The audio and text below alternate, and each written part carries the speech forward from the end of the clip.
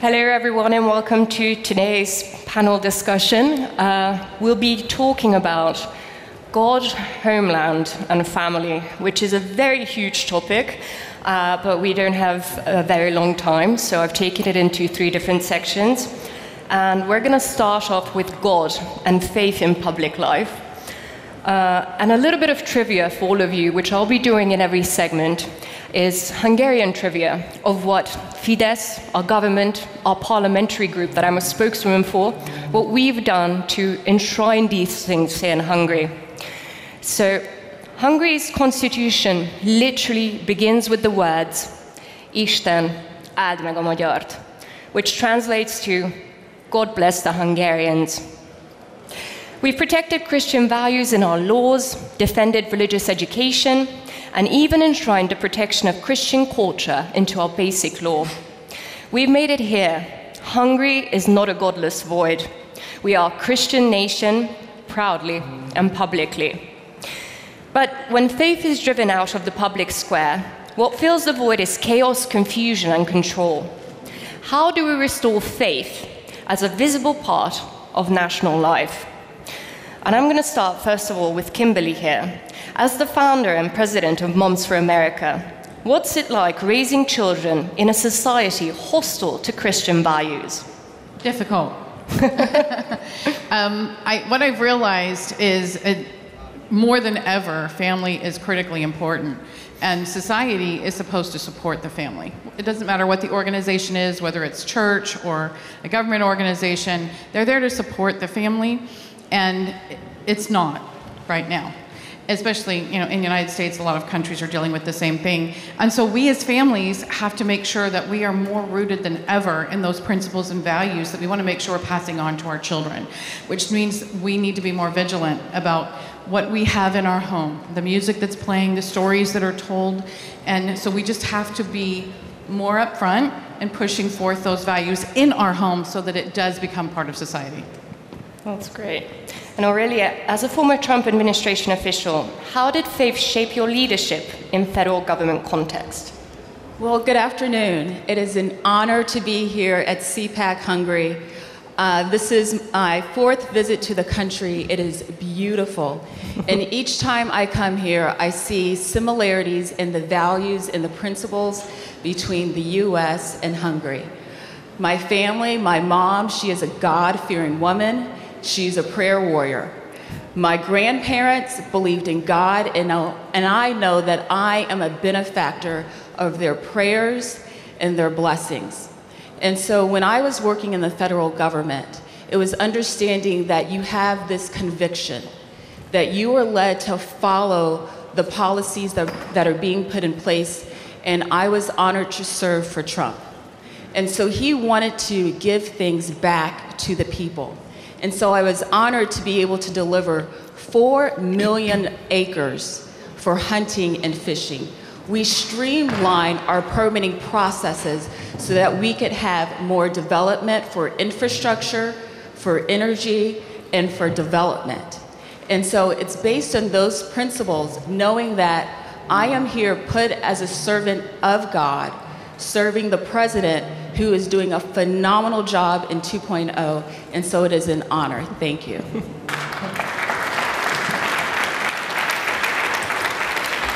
Terry, as the president of the American Principles Project, why is the silence of conservatives on Christianity so very, very dangerous? Well, thank you so much, Cece. I think it's a fantastic question. I think the beginning of when you start shutting up is when the devil starts winning, right? Evil starts to win when you're too fearful to speak up. And we're doing this not just on our Christian faith, but we're doing this on common sense things like gender and whether or not there are only 2 sexes. And what's happening is because we've been silent on our Christian faith, that's now spreading to the other areas like biology and science and common sense. And so what I would urge is that, the moment you start shutting God out of the public square, you don't get freedom, you get pronouns. You get pronoun police. You get drag queen story hour in your kid's kindergarten school. the idea that we've been shutting down and shutting up in the face of these evil elites, it's a very small group of people. We can overpower them, and we are overpowering them. And you have to look to Hungary. You can look to the United States, where we just elected Donald Trump, who ran largely on this agenda. So it's very dangerous because it doesn't just stop at your Christian faith, which should be the most important thing in your entire life, by the way.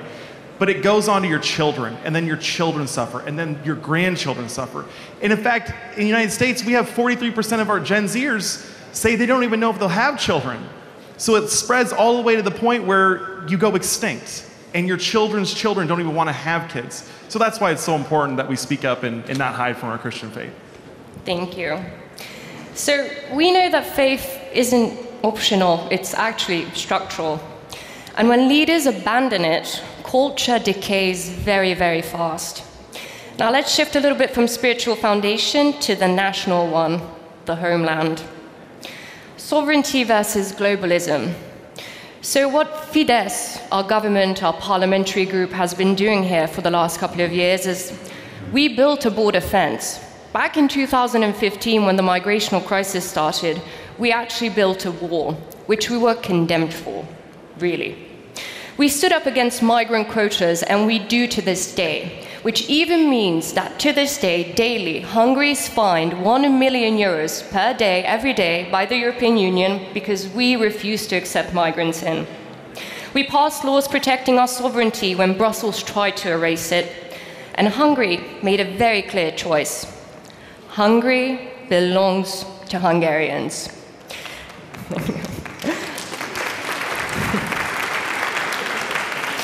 And we defended that in action, not just in words. So when sovereignty is mocked as outdated, which I think is absolutely ridiculous, but we've seen what happens when nations lose control. We've seen it during the Biden administration, we've seen it in other European countries, we see it in a lot of places. How do we defend national identity in an age of forced global conformity? That's food for thought. Terry, what must you as patriots do to reclaim real nationalism? What any patriot needs to do to reclaim nationalism and just a pride and faith in your country is to know your history and to speak up about your history. I think that America has failed in teaching our young people about the scars. I'm sorry. We know a lot about our scars. We know a lot about America's mistakes. But what we don't focus enough on is how America overcame those mistakes and why we have scars and why we're not still bleeding out from previous eras that were horrific and had terrible atrocities. We need to focus on the sacrifices that our ancestors made in previous generations. I think that if we talk to our young people about how they didn't just inherit, they didn't just get a nice world out of nothing. There were a lot of people who sacrificed, who died, who bled, who gave up their own lives for them to have a good life. If we focus on the sacrifices that our ancestors gave in order to overcome things like all the oppression, like the Nazi, there were a lot of people that died to defeat the Nazis and died to defeat slavery and racism, all of that. There were sacrifices made.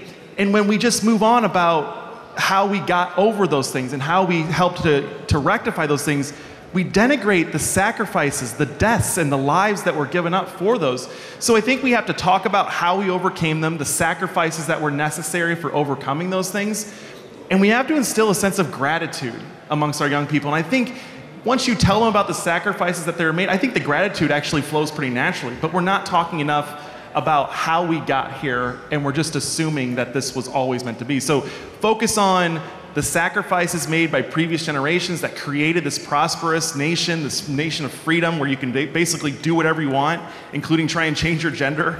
And focus on the sacrifices made to get there, and then instill that sense of gratitude. No, that's perfect. Aurelia, what's the link, do you think, between sovereignty and environmental or agricultural self-reliance? We are that link. We are responsible for our environment, we're responsible for our wildlife and our aquaculture resources. God said that we are the ones who are responsible for animals. And so that means that we have a duty. So when we think about what that link is, I see it as 3 parts, and I have been very blessed to be part of each one of those. So if you think about it today, it's about, do we have enough food to eat? Do we have ways to keep ourselves warm in the wintertime and cool in the summer? The third, are we able to protect ourselves? And if you're able to feed yourself, be able to stay warm and stay cool, and protect yourself, you are self-reliant. And so when you look at what's under attack in the US, it's those 3 things. It's our agriculture, it's our energy, and it's our Second Amendment right.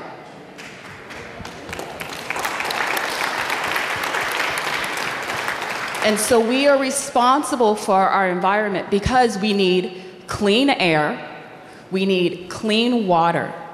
And it's not just for us, but it's the decisions that we make every single day that they're going to impact our children and our children's children. And so if we're not careful, what we see today is going to continue, and then our grandkids are going to wake up in a world that we did not want for them. And so what's also really important is remember that people equal policy. And that's why it's so important of the people that you elect to govern your country, and make sure that they put the right people in place to put those policies in order to protect our freedom and our heritage and our traditions. Well, thank God both Hungary and now America have governments in place that are going to look after that and look after its people. Kimberly, how do mothers experience the erosion of national borders in everyday family life? So this is my 2nd time to CPACHungary, and I am kind of in love with the country. And it's because of your history. One of the things that I realized last year as I was talking to people from all different countries is we keep looking at all these problems, and really we're all faced with the same problem, and all the problems we think are problems are actually symptoms of the problem. And that problem is that we are all facing national identity crisis. And of all the countries that shouldn't be facing a national identity crisis, it should be the United States. And I just want to echo what Terry said. We're not passing on the traditions of our founders. We're not telling our children the significance of the Constitution. We're not telling them that your rights come from God, not government, that the Constitution protects those rights. And the role of government is to make sure that the individual rights of the citizens of the country are protected first and foremost. And that means securing our borders. That means making sure that the story of our countries pass on. You guys have an incredible story. And here's the tragedy, for me, of your story, is you lived 50 years underneath a horrible, dark, evil regime that was anti-everything we believe in, anti-family, anti-freedom, anti-God, everything that creates a free society, everything that creates a prosperous people. They took from you, and you have made it. You were able to survive. The greatest tragedy for me is everything that you lifted yourselves from, we're gravitating to. You should feel bad for us, because I'm scared to death. And just because God love President Trump, I worked my tail off to get that man in the White House, and I'm grateful that he's there, but too many people are sitting back and going, whew, we dodged that bullet. And the fact of the matter is, the communists didn't go away. They just, like in Lord of the Rings, the orcs were always down there doing their evil and dark, dirty things, and they didn't go away, they just went back underground. The communists are still there. They are still trying to destroy this world, and they know that they need America to win everything. And I'm telling you, if there was a religion for the devil, it would be communism, and I'm not afraid to say it. Yeah. As they say, the devil never sleeps, and I think both you and I can agree, and everyone here, that when it comes to politics, we see it all the time, how the devil really never sleeps, and there's always someone new. There's always someone who wants to do evil and just gain control and gain power across a country or a nation and turn us away from God and good values and being good people. And that's what we need to stand up and fight against every single day. And we need to keep doing that and keep fighting the good fight, basically. So borders and sovereignty matter. But even strong borders mean little if families collapse inside of them. Let's talk about the core unit of everything, and that is family, as the last stronghold. So what we've done here in Hungary, what Fidesz has done, my government has done, is we've introduced and voted in Parliament for Europe's strongest pro-family policies and also Europe's largest tax exemption for families. No one anywhere else has done it. We have tax exemptions for mothers of 4 now. That's been in place for a bit. But we just voted on a bill not so long ago which will include mothers of 3 and 2, which is a huge thing, I think, and it's a really good incentive for women to have more children. We have housing and car subsidies for growing families. We have constitutional protection of marriage and parental rights. We have it in our constitution that a father is a man and a mother is a woman, and there is no other way around it, ladies and gentlemen. That is the only way. We also put a ban on gender ideology in schools. No more propaganda towards young children and young minds. None of it. We will not have it, ladies and gentlemen. So what I can say is that Hungary doesn't just talk about the family, we legislate for it.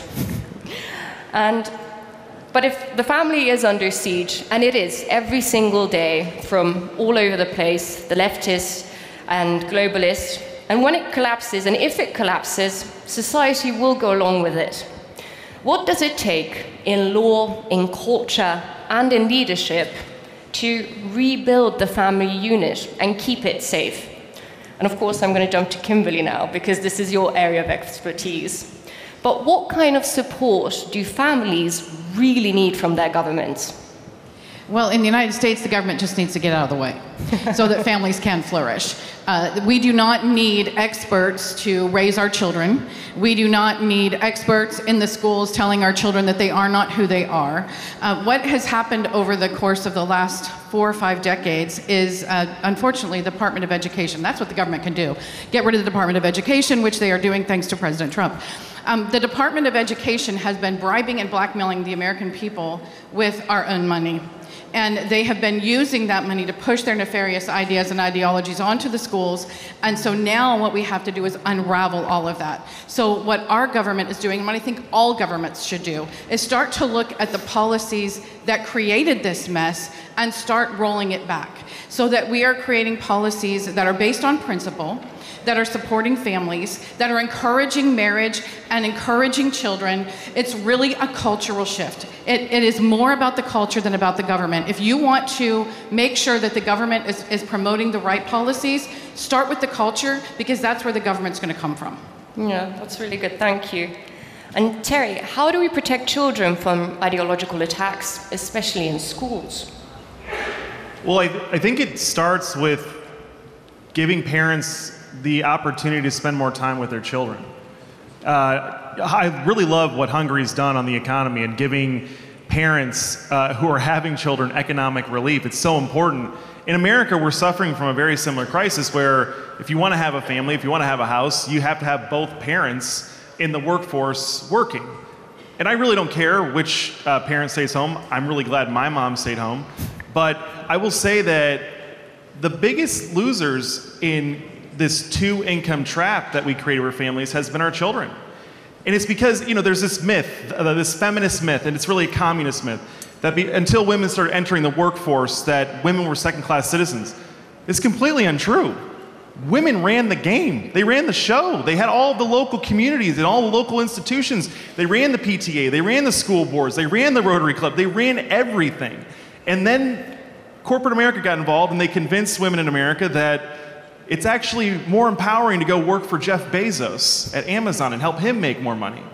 So I think that it's really important that if we want to stop all these ideologies, that we get moms and dads more engaged in our local communities, in education policy, to be a bulwark, because there weren't pronoun police in our kids' schools. There weren't drag queen story hours when there was at least one parent able to stay home with their children and to safeguard them from all these evil ideologies that have now crept in. And so we got to get parents economic relief, and then we got to make sure those mama bears and papa bears get to those school board meetings and raise holy hell.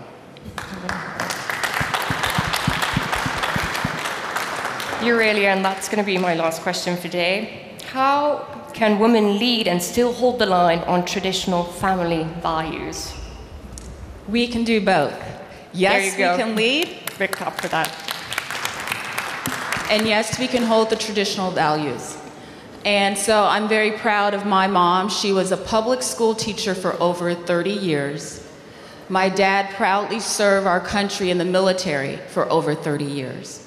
And so between education and the structure, I would say that that helped me to be able to work in corporate America, work for President Donald Trump, and then was also blessed to serve Governor Landry in Louisiana.